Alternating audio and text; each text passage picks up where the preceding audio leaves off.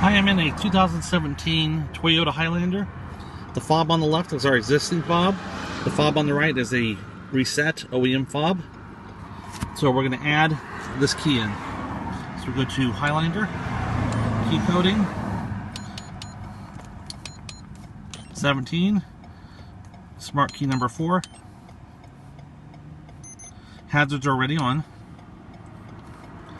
Check our key count. There's 3. Program key. Yes. Yes. Okay. Enter. Touch this button here. Got 1 beep. Then we're going to take the next key. Touch it. Got 2 beeps. That means that is accepted. And then we just have to wait for the time down.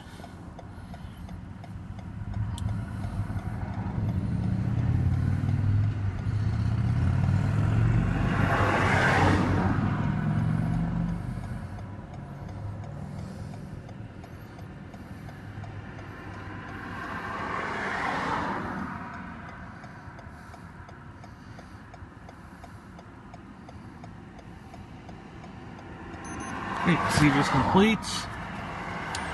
Check our key count. 4 keys. All done.